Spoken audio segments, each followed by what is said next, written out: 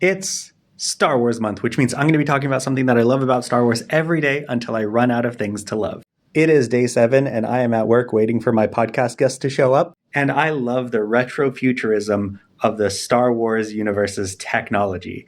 Everything is buttons and knobs and dials and switches and plugs, and it's just great.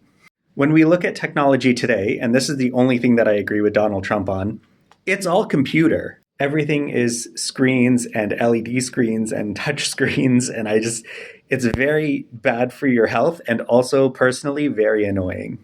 And I know what you're thinking, having buttons and knobs and stuff is a lot slower than screens and touch screens and stuff like that, but I think that's a good thing. The technology that we have at our fingertips, he says to his phone, is like an instant gratification machine, and I think at least my mental health would be a lot better if things happened slower.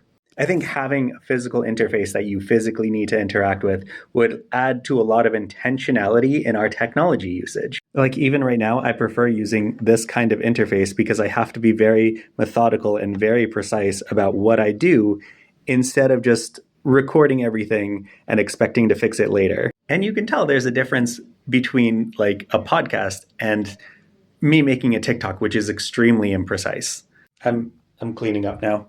But Star Wars also talks a lot about mindfulness, and the Jedi have their meditative practices. And if you want more for that, go to Master Alan. But meditation doesn't just have to be sitting cross-legged and thinking about the Force. You can also have meditation in ritualized practices, in physical movement. I get it by walking for 2 hours a day after work. But I also get it from making Turkish coffee that involves hand grinding and watching the pot boil. And I get it from the physical activity of taking stuff down and putting stuff up. And I'm going to take my time to do this because the alternative is I just stare at a screen, kind of like what you're doing right now.